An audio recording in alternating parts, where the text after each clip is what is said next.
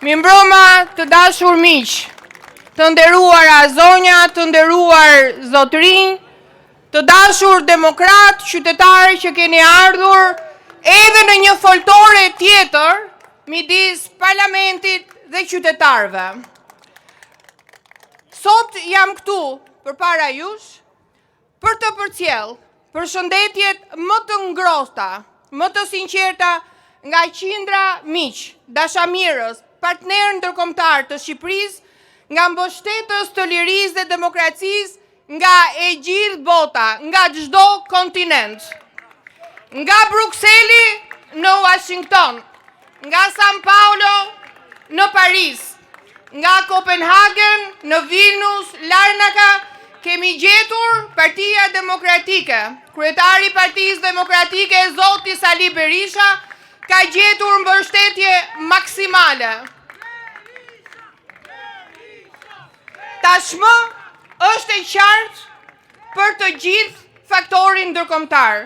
Propaganda dhe paratë e korrupsionit nuk e fshehin më realitetin e Shqipërisë nën regjimin autokratik të Edi Ramës.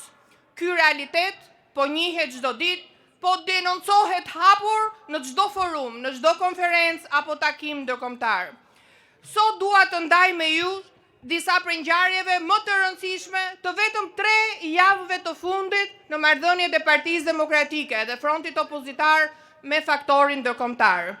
Dua ta nis në 22 nëntor në Sao Paulo të Brazilit.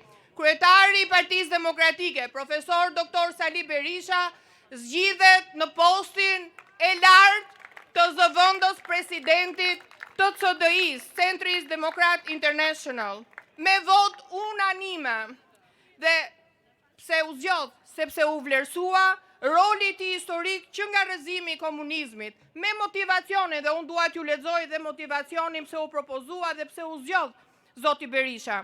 Profesor Dr. Sali Berisha ka qenë një nga arkitektët historik të lirisë dhe transformimit demokratik të Shqipërisë, nga roli i tij i guximshëm për rënien paqësore të komunizmit në vitin 1990 deri tek udhëheqja e tij e palodhur si president dhe kryeministër. Ai ka kushtuar jetën ndërtimit të institucioneve demokratike, mbrojtjes së pluralizmit politik dhe avancimit të integrimit të Shqipërisë në NATO dhe Bashkimin Evropian. Gjatë më shumë se 3 dekadave vazhdon motivacioni.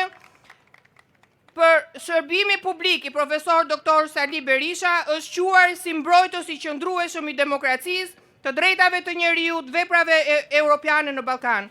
Guximi i tij moral, vizioni dhe përkushtimi i përjetshëm ndaj lirisë vazhdojnë të frymëzojnë demokratët në të gjithë rajonin dhe më gjerë. Gjithashtu, në Asamblenë Politike të CDI-s u miratua unanimisht një rezolutë e rëndësishme për Shqipërinë që konstaton zgjedhjet e 11 majit nuk ishin as të lira, as të ndershme, ishin farsë elektorale. Rezoluta denoncon shkrirjen shtet parti krim, drejtësinë selektive dhe keqbordorimin e saj si mjet kundër opozitës dhe liderëve të opozitës edhe në vitin zgjedhor. Rezoluta paralajmëron rrezikun që narkoshteti shqiptar paraqet për sigurinë europiane. Partia Popullore Europiane, e cila është anëtare e CDI-s, jo vetëm e votoi dhe miratoi këtë rezolut, por edhe me anë të sekretares së përgjithshme të PPS, zyrtarisht theksoi faktin që një ndër 4 pikat e fokusit të PPS në vijim do jetë dhe Shqipëria. Çfarë tha zonja Monserrat? PPE insiston që antarësimi i Shqipërisë në Bashkimin Evropian të kushtëzohet me ndalimin e rrëshqitjes demokratike dhe kapjes së mediave dhe drejtësisë të kryera nga leadershipi i lidhur me trafikun e drogës, krimin e organizuar dhe pastrimin e parave. Kur ndonjëherë faktorin ndërkombëtar, institucione të rëndësishme si CDI-ja, PPE-ja kanë theksuar këtë narkoshtet të lidhur që ka bërë pakt me krimin e organizuar dhe kartelet e drogës. Qëndrimi PPE-s përbën sinjal të qartë politik në drejtim të institucioneve evropiane dhe autoriteteve shqiptare, duke nënvizuar rëndësinë e rikthimit në standardet e shtetit të së drejtës. Në Kopenhagen, në takimin e komisioneve të jashtme me datë 1 dhjetor, kam informuar të gjitha këto komisioneve të vendeve anëtare dhe kandidate që Shqipëria duhet të bëhet një vend si Danimarka, me liri dhe pa korrupsion, vetëm përmes shtetit të së drejtës, zgjedhjeve të lira, drejtësisë së pavarur, institucioneve funksionale.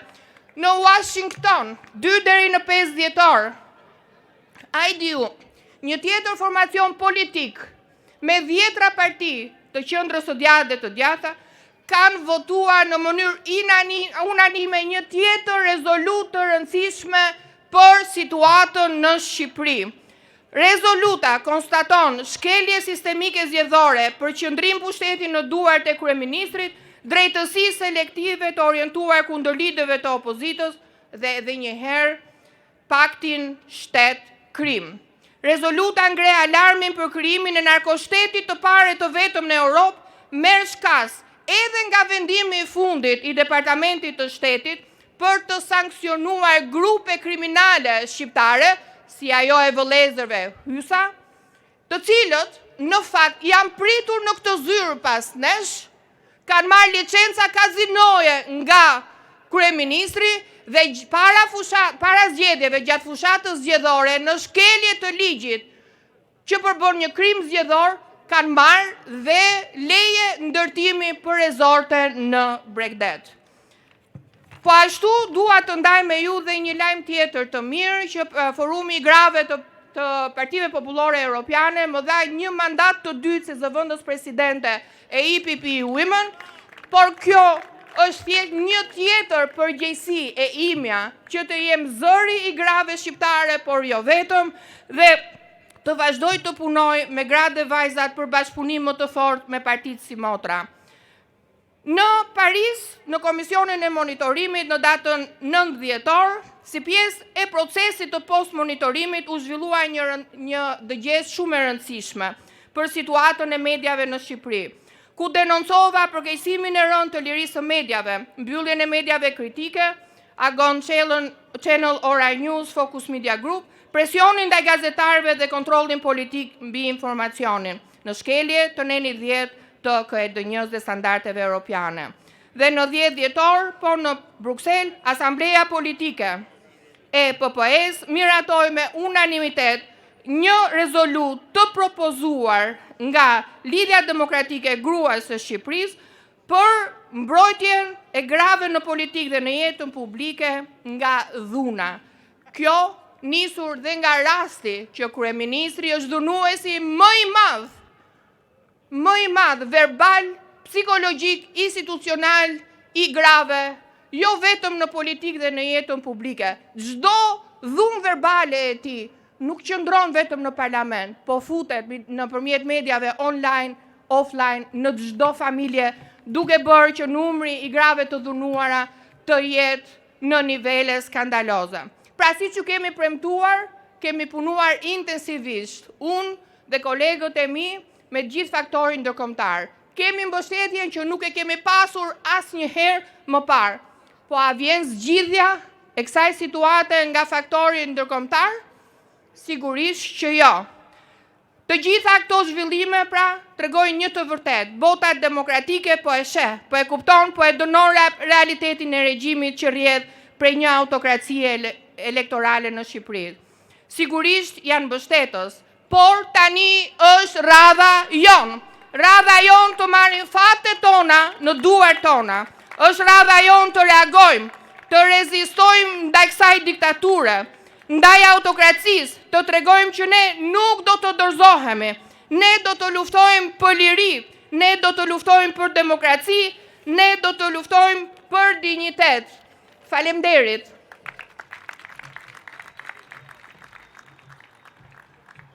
Përshëndetje miq, shumë i nderuar doktor Berisha, të nderuar deputet opozitës, të nderuar demokrat, njerëz të lirë, është shpejtësi për mua si profesor i Degës 2, si avokat, të flas para jush, njerëzve të lirë, të mrekullueshëm të Partisë Demokratike.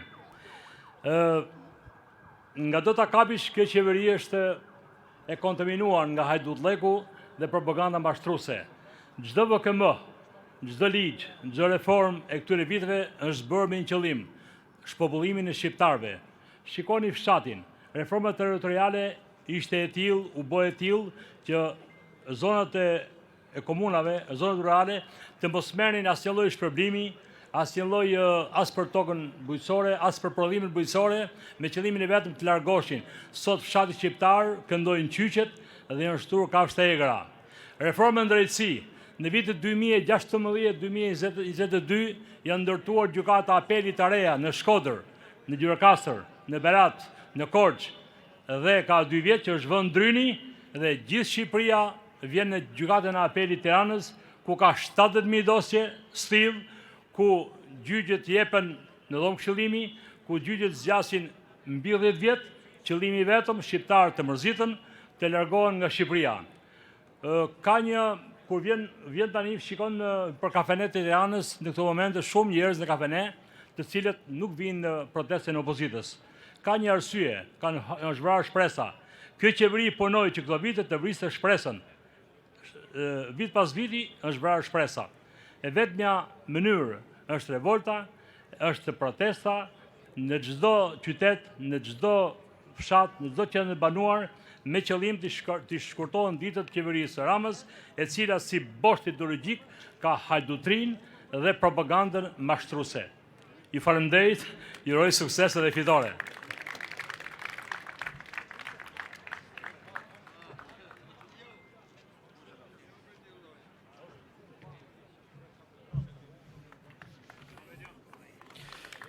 Mirëmbrëma opozitar, sot me ju dua të ndaj realitetin tim dhe gjithë studentëve që vinë nga rrethet vetë universiteteve të Durrësit dhe të Tiranës.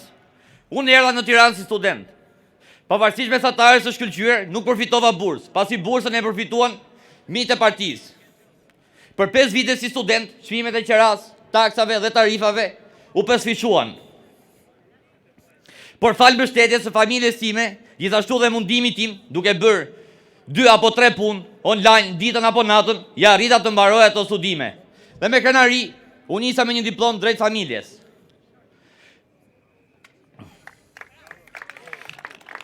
Unë nisa krenar drejt familjes time, që sakrifikuan gjithçka për diplomën time. Dhe fatkeq dhe kërkova punë në zyrat dhe institucionet e korruptuara të rilindjes, por fatkeqësisht aty u përballa me njerëz me 8 vjeçare që specializim të tyre kanë sekserdhikun dhe më kërkuan 5.000 deri në 10.000 euro për një vend pune. Gjyqi nuk ka asnjë garanci, pasi drejtorët e korruptuar të rilindjes vazhdojnë ndrohen çdo muaj. Po ashtu të njëjtin si unë, janë qindra mijëra të rinj shqiptar që mbarojnë studimet në Tiranë dhe përfundojnë kamerier ose banakier. Sot, nuk është çështë gjësirje për gjithë, të rinjt dhe të rejat shqiptare, që ndoshta janë studentë në Tiranë, apo kanë mbaruar studimet, apo i shihni sot çmimet e qeras në Tiranë, apo i shihni taksat dhe tarifat, a ka njëri nga ju që ka mbaruar studimet dhe ka filluar punë në këtë qeveri, maskareq? Sigurisht që jo. Atëherë çfarë prisni që nuk bashkoheni me ne? Përse rrini te kafe me njëri tjetrin dhe diskutoni duke thënë, këtu nuk shtyhet, këtu nuk kemi të ardhme, këtu duhet të largohemi. Përse nuk bashkoheni me ne? Po ju prindër, që keni sakrifikuar gjithçka për fëmijët tuaj, për të nisur drejt shkollave. Çfarë prisni që nuk bashkoheni me ne? Prisni të merrni një rrogë të bashki, apo ditën e votimit të merrni një 200 euro të zarf? Sigurisht që jo, nuk është kjo zgjidhja. Zgjidhja e vetme është të bashkohemi të gjithë, të bashkohemi për të ardhmen tonë, të ardhmen e fëmijëve tuaj. Profesor Doktor Sali Berisha, ne demokratët, mbi gjithë shqiptarët të kanë besuar këtë detyrë për t'i udhëhequr drejt fitores. Ndaj lider historik, më shumë se kurrë.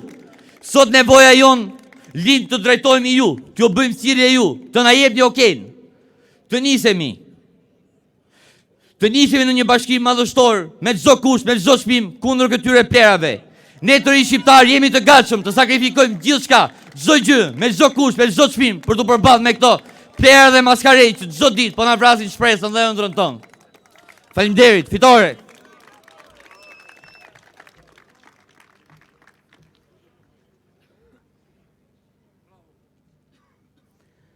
Të dashur qytetar, të nderuar demokrat, i nderuar lideri i Partisë Demokratike, profesor Dr. Sali Berisha,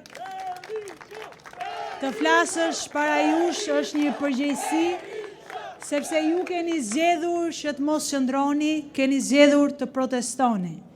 Keni zgjedhur që të flisni në emër të atyre mijëra, qindra mijëra shqiptarëve që protestojnë çdo ditë për gjendjen e tyre, por ndoshta ende nuk kanë gjetur kurajon që të bashkohen fizikisht në protestën tonë. Unë përshëndes edhe protestën e aktivistëve Shqipëria bëhet dhe dënoj dhunën policore ndaj tyre, sepse sheshi është për të gjithë, sheshi është për të gjithë protestuesët kundra Edi Ramës, pa asnjë dallim, për çdo opozitar, për çdo qytetar, të bashkohemi sepse është një keqe e madhe që mund ta luftojmë vetëm të bashkuar dhe pa dallime. Para meje foli Eliani dhe e dëgjova me shumë vëmendje. Është shqetësimi i mira studentëve. Unë jam pedagoge dhe pyetja që i bëra studentëve ishte sa nga ju doni t'ikni nga Shqipëria. Dhe fatkeqësia ishte që të gjithë ngritën dorën. Të gjithë donin t'ikni nga Shqipëria, dikush sepse kishte të pamundur të mjekonte nënën e vet të sëmurë me kancer, dikush sepse nuk e shikonte të ardhmen këtu si student të masterit që janë për fëmijët e vet, të gjithë kishin arsye. Askush nuk kishte shpresë për Shqipërinë. Varfëria është humbur këm kryq. Ne jemi në muajin dhjetor, jemi në muajin e festave, ku çdo familje normale do duhet mendonte për një dhuratë për fëmijët, do duhet mendonte për darkën e festës, por në fakt askush nuk e mendon këtë. Mendojnë se si do të shtyjnë muajin.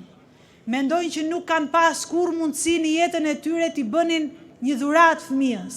Sipas të dhënave të Eurostatit, 48% të fëmijëve nën 18 vjeç në Shqipëri jetojnë në varfëri ekstreme. Dhe ku një parlament nuk bën dot një ligj që t'i garantoj të ardhura familjeve të nevojë, nuk bën dot një ligj për minimumin jetik që askush në Shqipëri mos marri nën 200 euro, është një parlament kriminal. Është një parlament i cili punon për interesat e një grushti njerëzve. Është një parlament që vetëm të jetën e kaluar kaloi amnistin fiskale për të falur miliona euro të atyre që kanë bërë biznes me qeverinë, ato miliona euro që mund të ishin në shërbimin tuaj, në shërbim të shëndetësisë, në shërbim të bursave të arsimit, në shërbim të familjeve në nevojë. Imagjinojeni miq që një fëmijë e tij merr vetëm 60.000 lekë të vjetra në muaj. Është e pamundur të mbijetojë. Imagjinojeni që keni pensione të cilat shkojnë nga 50.000 lekë të vjetra në fshat e deri në 100.000 lekë. Është e pamundur. Gjithçka është vlerësuar dhe asnjë para nuk shkon për qytetarët. Kemi qenë shtator që jemi mbledhur në kuvend dhe nuk kemi miratuar një ligj që t'i shërbej interesit qytetarëve. Kalohen vetëm ligje për oligarkët. Propozon Partia Demokratike mocion me debat për skandalin të onkologjiku. Rrëzojnë ata. Propozon Partia Demokratike amendamente për buxhetin. Kam propozuar personalisht amendament për oficerët në shkolla, për sigurinë në shkolla, po na vrasin fëmijët në shkolla. Vrasja e fundit ishte 15 vjeçari në Durrës, në dyert e shkollës. Nuk e miratojnë. Janë sa 1/100 e tynelit Llogoras. Dhe nuk e miratojnë. Nuk miratojnë asgjë që të çon para tek mësuesit, tek fermerët. Zona ime, unë jam deputete e qarkut Vlorës, dhe zona ime është përmbytur dhe është djegur. Vetëm në 6 muaj, Delvina është shkrumuar dhe më pas është përmbytur. Po si Delvina dhe Finiqi dhe Saranda, 0, asnjë lek, që nga qershori deri tani, bëm amendament në kuvend për të dëmshpërblyer ata njerëz, për t'i vënë një faturë financiare dhe nuk e miratuan. Nuk kanë para, nuk ka para buxheti i shtetit për qytetarët. Ndaj dashur qytetar, parat janë. Buxheti është, milionat janë, por janë qeveritarët e korruptuar që i vjedhin ato në atë ditë, që i abuzojnë ato dhe që i çojnë në disa duar. Ndaj duhet të mblidhemi. jo vetëm në këtë foltore, po të jemi të shumët, të jemi të fuqishëm me 22 dhjetor, të bëjmë një protest kombëtare e cila t'i tregoj që populli opozitar e refuzon këtë model, që qytetarët e refuzojnë këtë model, që ne kërkojmë një qeveri teknike e cila garanton së pari që t'i çoj parat e buxhetit e qytetarët dhe kushte për zgjedhje, që qytetarët të zgjedhin të lirë, mos të zgjedhin në kërcënim, në frikë, në manipulim, në bukën e gojës, por të jenë ata që të vendosin se kush do t'i qeverisë. Ndaj është detyra e secilit që jemi këtu sot, por edhe atyre që na ndjekin, që të lajmërojnë këto ditë këdo, mik, shok, familjar, për t'i thënë që protesta juaj, protesta e qytetarëve, protesta e njerëzve të lirë, është në 22 dhjetor në orën 18 në këtë shesh. Të jemi të shumë, të jemi për fëmijët tanë dhe të bashkohemi pa asnjë dallim. Shumë faleminderit.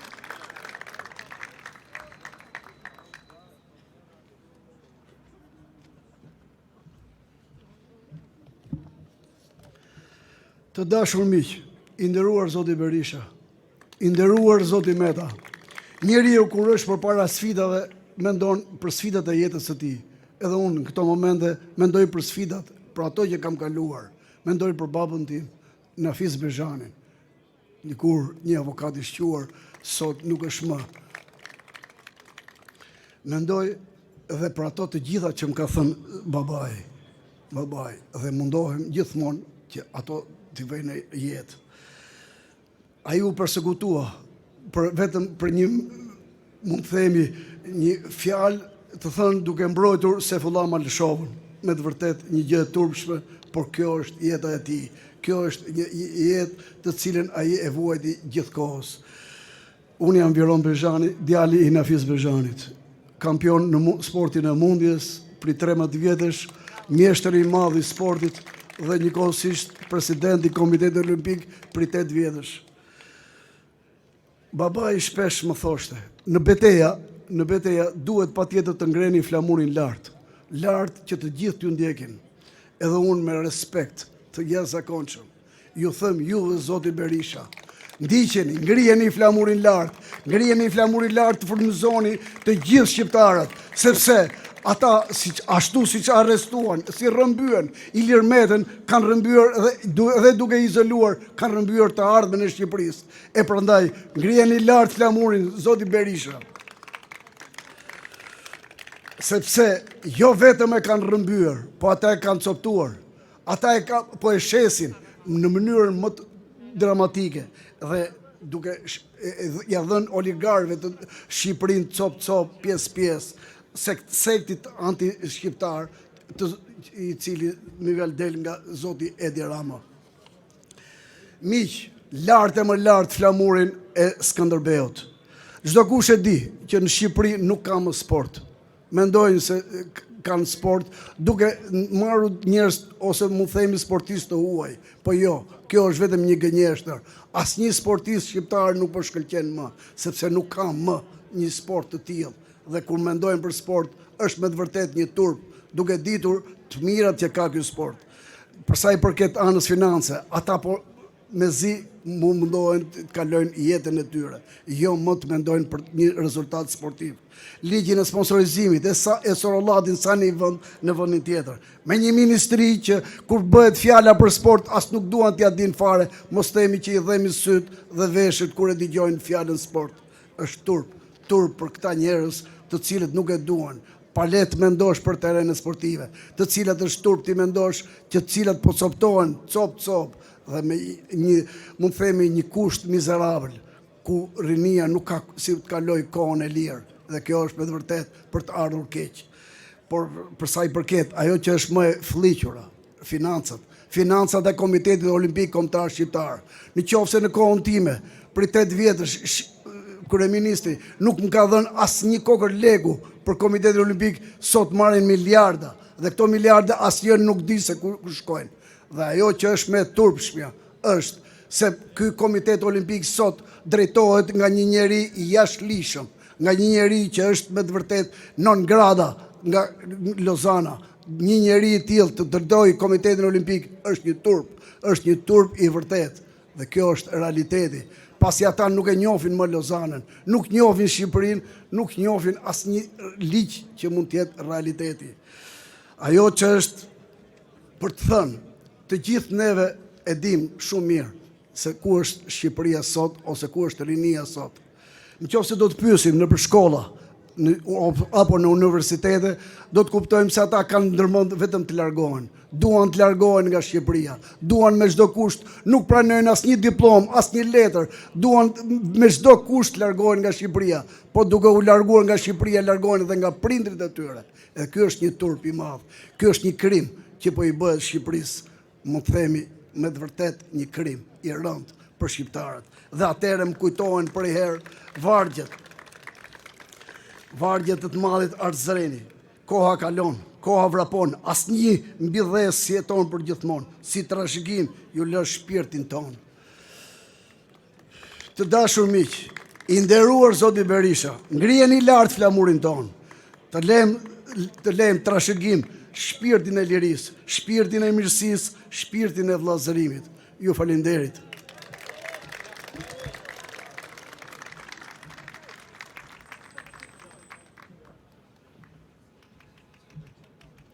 Mirëmbrëma, zonja dhe zotëri, nderuar opozitar, mirëmbrëma i nderuar profesor doktor Sali Berisha, kryetari i Partisë Demokratike, mirëmbrëma presidenti i Partisë Lirisë, zoti Ilir Metaj.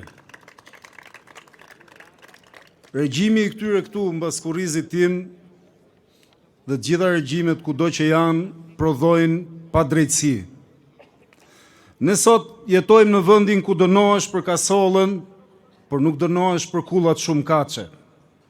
Jetojmë në vendin ku dënohesh se nuk e të paguash energjinë, po ku një pakice lidhur me qeveritar, e në disa raste me parat pista, të merr tokat dhe ujin për të ndërtuar prodhues energjie. Jetojmë në vendin ku dënohesh për 10 gram drogë, po nuk dënohesh nëse ti mund çesësh drogë në gjithë Europën.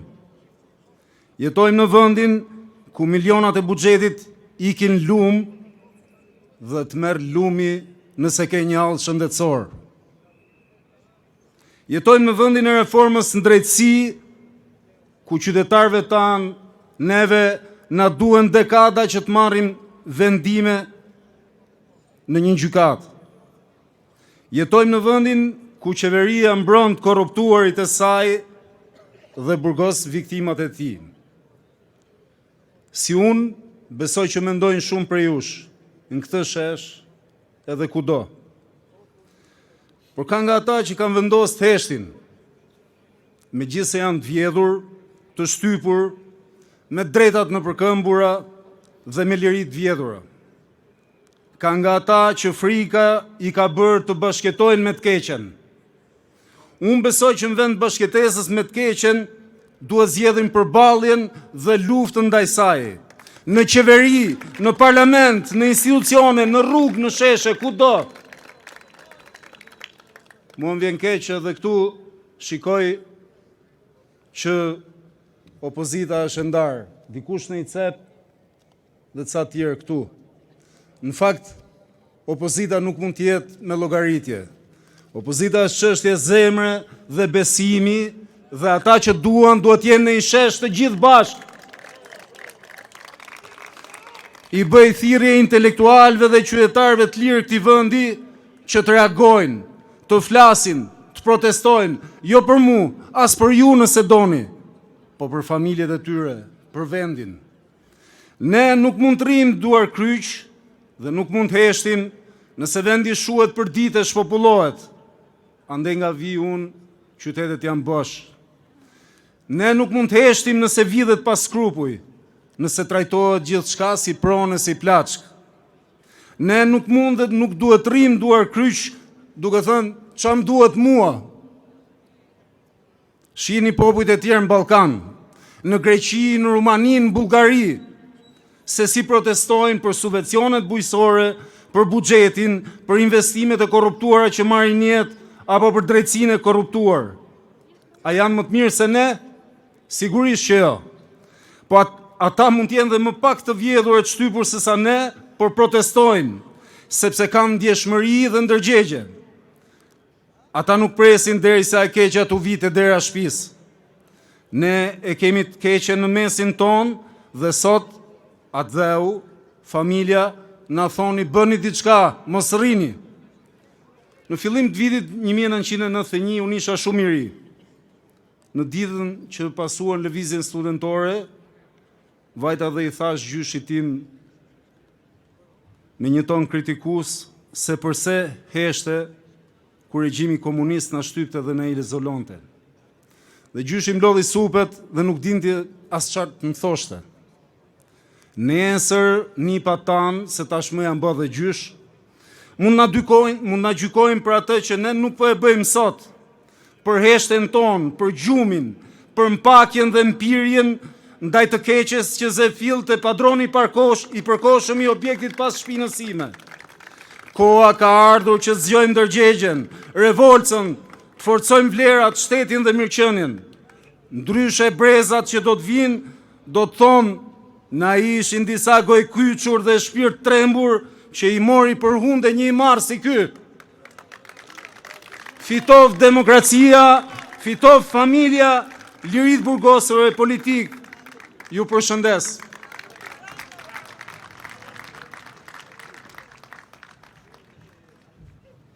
Mirë mbrëma të pranishëm. Unë jam një qytetar i Tiranës, i zonës Astirit. Përshëndes doktor Berisha dhe zotin Noka. Dhe të gjithë të pranishmit dhe demokrat të opozitar nga do që janë. Duke qenë se kjo qeveri du t'i shërbej shtetit shqiptar, në këtë lloj nuk ka ndodhur kur. Në Unazën e Re u bën vjedhja më e madhe që ka ndodhur. Edhe aty ishte sinjali. U isha i qytetar që kisha punu në emigracion, kisha derë gjithë leket atje, erdhen e morën pronën pa asnjë lloj dëmshpërblimi. Dhe si unë janë me mira. Mbi 20 familje janë në azil në Francë. Po si mundet francez të mbaj një qytetar shqiptar me taksat e tyre dhe mos të mbaj ky plehu, ky ignoranti, ky krimineli që ka ardhur këtu. A nuk është turp për elitën shqiptare, a nuk është turp edhe për ju që merreni me politik. Unë desha të them këte, shteti është për të zgjidhur problemet e qytetarëve. Shteti është për të zgjidhur hallet e qytetarëve. Shteti nuk është kamxhik.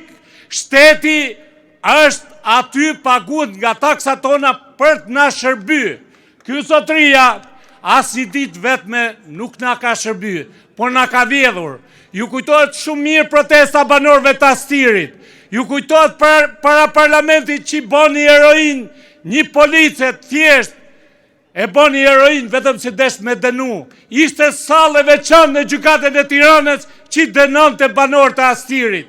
Ishte një sallë e veçantë me mira dosje. Dhe në aeroport, që është siguria numër 1 në Shqipëri, dolen, vraten, ikën, u zhduken dhe asnjë nuk majti përgjegjësi. Unë këtë balluken e kam shumë, po admiroj shumë. A di pse? Se kjo nuk po iken si ai Lali Plehu, por i thot që ti ki unë do të vish edhe ti. Se po vodhe, edhe vllani e Paç, po vodhi është vesi më i lig që mund ketë njeriu. Këte edhe një kafsh, një lop, po ta lëshosh në ar, ha jonç, fryet me jonç, del në stom. Këta nuk dalin mor, nuk fryen kur. Nuk fryen kur. Është shumë e turpshme dhe një gjë du ta kemi parasysh për ju që jeni. Kur isha unë shkollë, Havzin El në Varën. Unë atëherë sa kisha fillu gjimnazin dhe nuk dija fare se kush është Havzin Ela. Sa shu ishin kushtet. Por kishte Havzin El. Këti ku i thojnë diktator ky krenohet. Kujton se përmeni diktator Butinin a është si Butini. Po ky si shkon as të thojt morë. O është, ky s'është diktator, ky është autokrat që po na vjedh ne që nuk ngrina. Ne duhet ngrimi, duhet jemi përball me çdo lloj forme për ta shpor. Po që në kam a i dridhet me një grusht banor, po duhet i frymëzoni njerëzit që të bashkohen, të gjitha të bashkohen, sepse ky vend po mbaron. Ky vend po rënohet çdo ditë. Ju roft ju që keni në karrike, por ky vend mbaroi. Prandaj mobilizona të gjithë në protestën e radhës, këti mos me i ka kjo dera, ta shkullim këtë ajdut me vjedhjet që ka bo. Faleminderit shumë, ju përshëndet.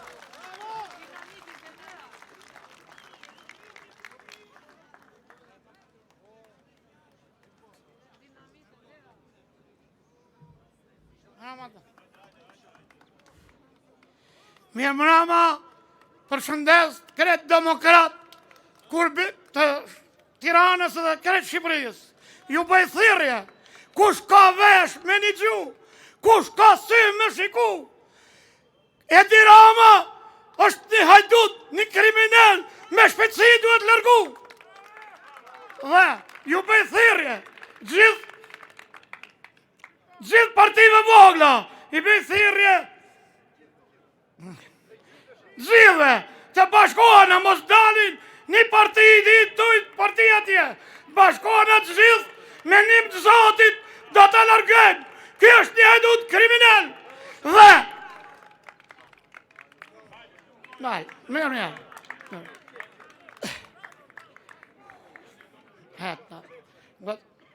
Ja fjallën doktor profesor Sali Berishas dhe Zoti e rujt dhe një kryetar partie ka, nuk ka ishin kryetar. I bëj thirrje Bamir Tapit, o Bamir Tapi, të vrapt Zoti, edhe lull bravës e tjerë, të rujt Zotis doktor Sali Berisha, Berisha!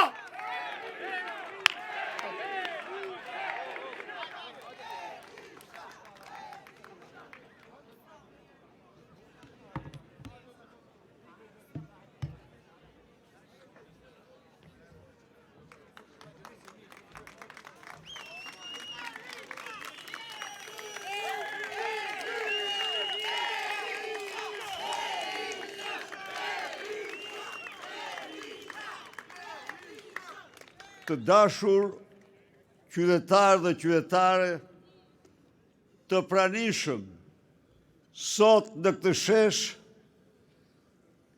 qytetarë dhe qytetarë të Tiranës dhe mbarë Shqipërisë, një përshëndetje të përzemërt vllazërore, të nderuar deputet të opozitës, drejtues të Partisë Demokratike, të nderuar protestues të Partisë Shqipëria bëhet,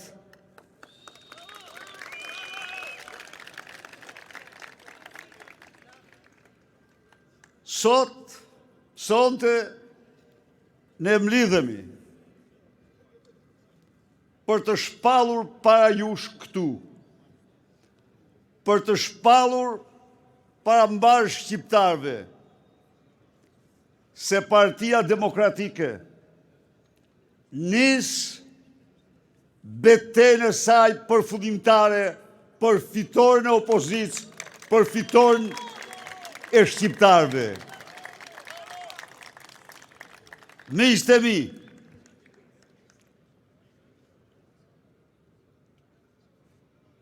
parafolësit këtu theksuan se Edi Rama është një hajdut i papërmbajtur, por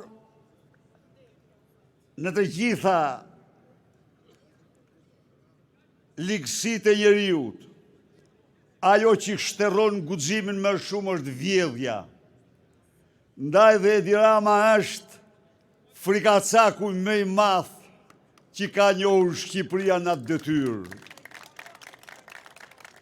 Vetëm një moment, shikoni se ç'bën çdo natë me Adriatik Llapajn, në proteste ti më qytetare, më civile,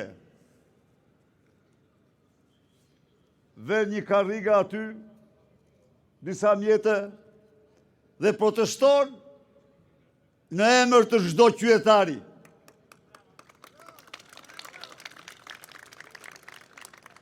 çdo ditë, me orë të tëra, policia, banditët, ja u heqin çadrat, i heqin tovolinën, i heqin ujnë, me akte banditeske.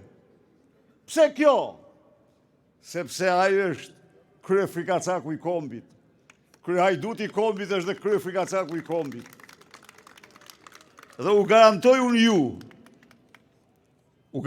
ju, se ai është aty, se ai vjedh shqiptar ditën atë, s'ngopet kur, e the bukur. E thot bukur.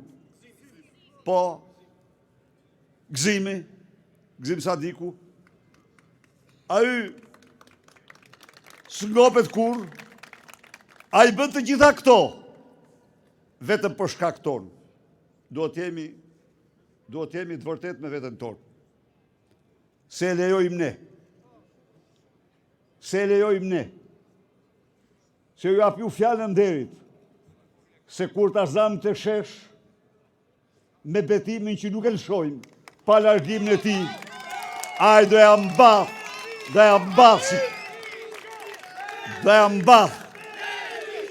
Po mi.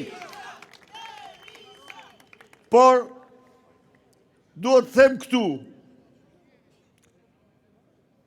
koha ka kaluar sigurisht, megjithatë vim më të vendosur se kur. 2 mbledhje janë bërë 2 ditë të fundit nga forumet e Partisë Demokratike, kryesia e saj dhe grupi parlamentar. Kanë dalë me një vendim solem. Ti përvishemi gjerën fitore. Kanë dalë me një vendim solem. Se rrugë tjetër, përveç protestës, përveç përballjes, përveç kacafytjes me te, nuk ka dhe nuk mund të ketë. Miq, dhe për të gjithë shqiptarët, i ftoj, ta arsytojnë, votën ja u shkelmon.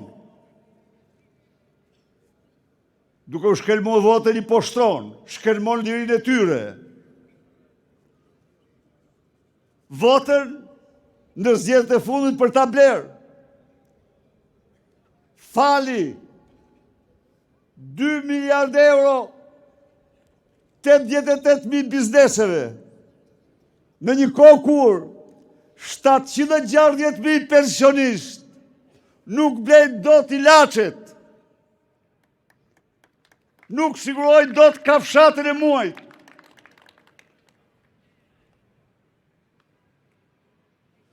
Votën e rëmbeu me bandit të administratës amoral që shtrojnë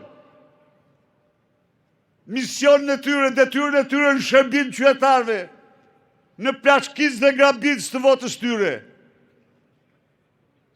Votën e grabiti me banda, me bandit, me kriminal, me kartel të drogës.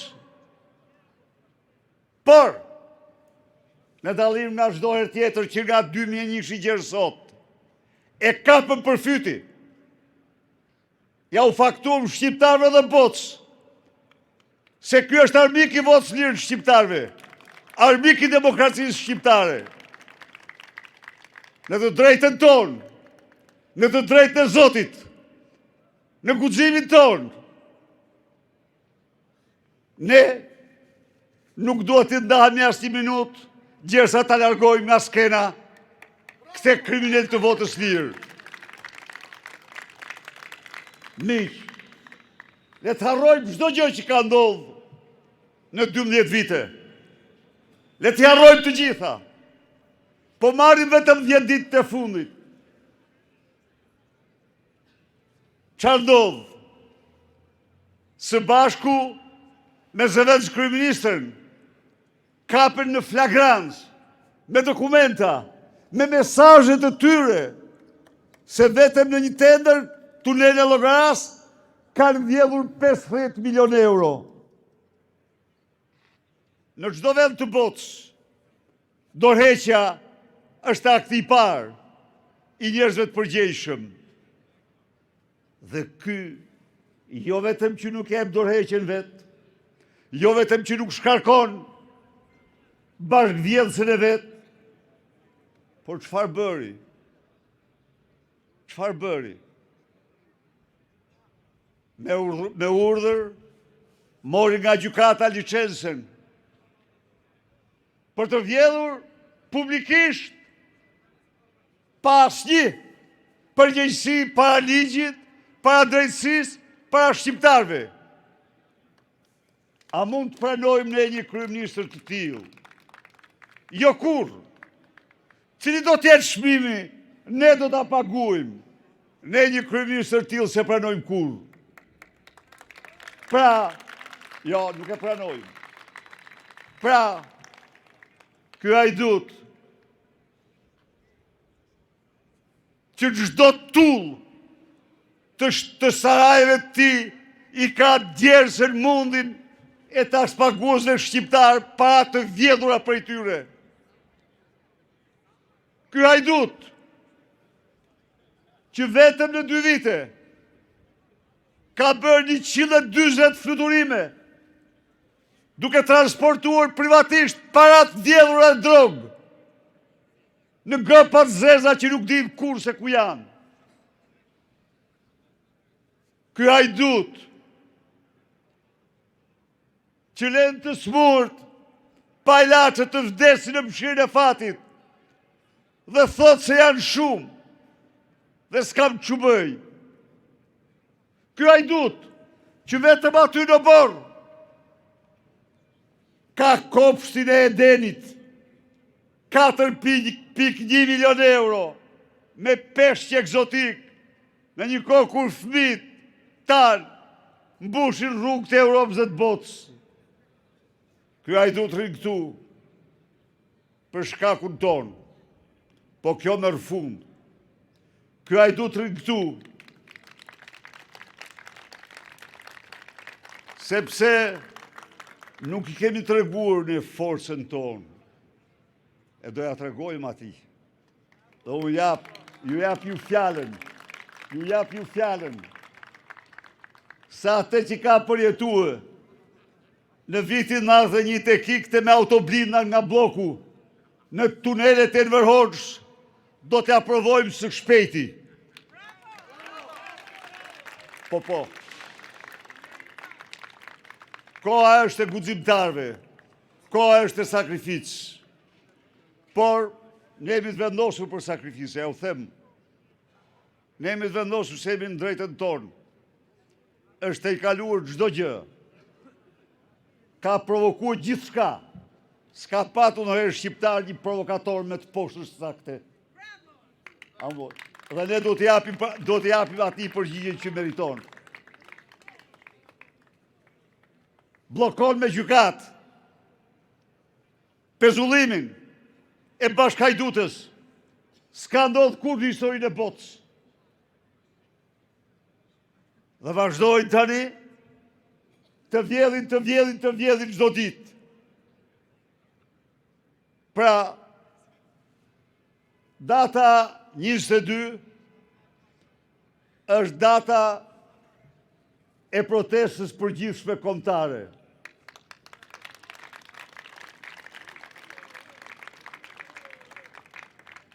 Data në të cilën rrugët e Tiranës do ushtojnë largohu hajdut, se koha jote ka marrë fund.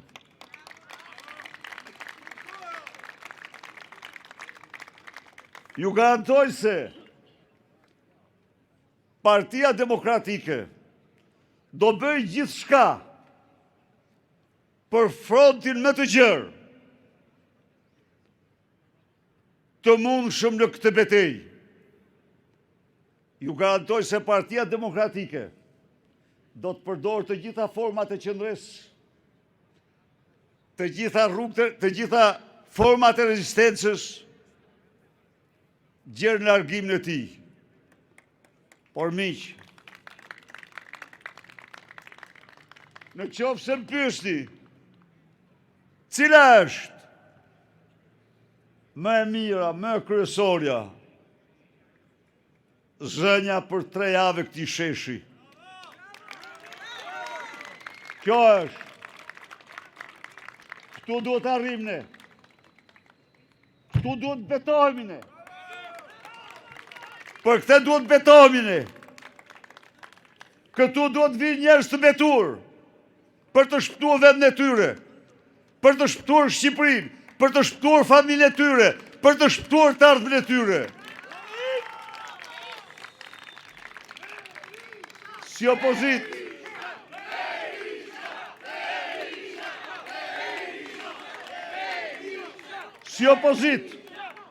Si opozit. Ne paraqitëm para shqiptarëve programin më të shkëlqyer që kemi paraqitur ndonjëherë. Por natyrisht, miliardat, dhuna terrori, policia politike e votës, të gjitha ato shkatruan zgjedhjet dhe i shtruan në fars. Tani, ne jemi vota, ne jemi guximi, ne jemi forca, ne jemi fitoria.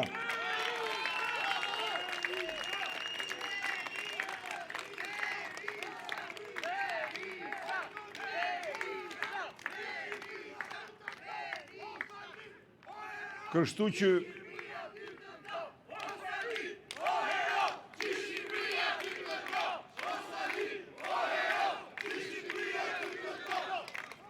i them frigacakut që merë zvar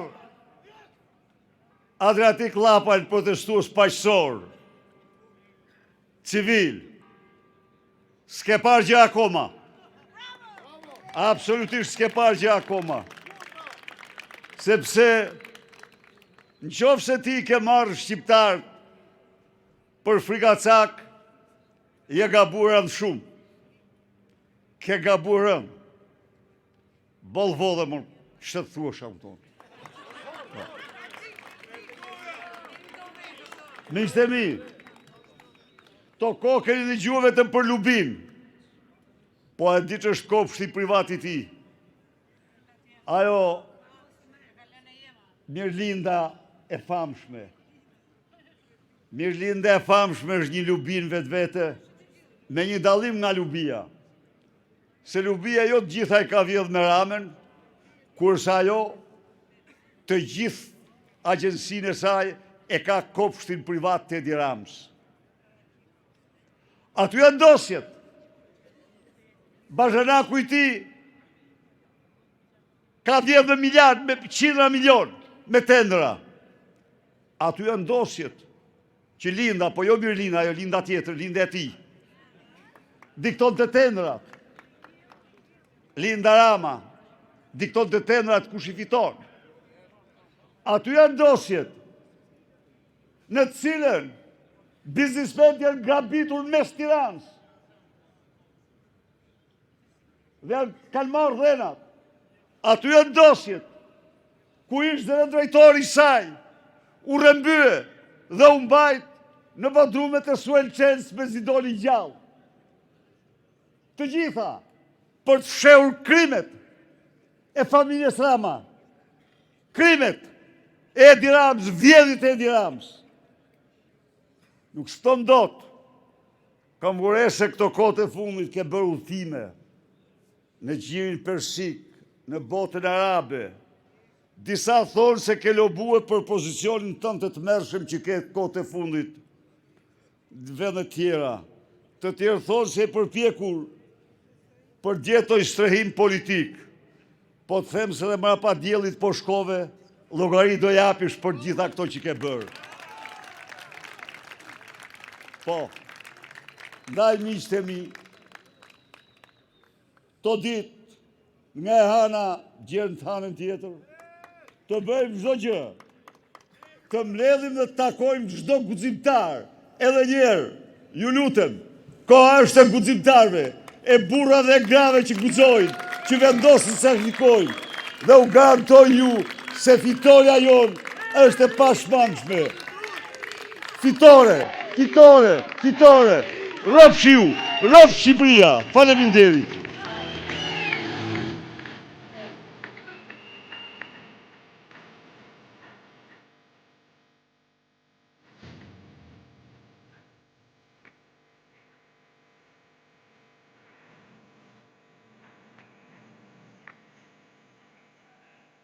Me datën 22 dhjetor, ju ftoj gjithë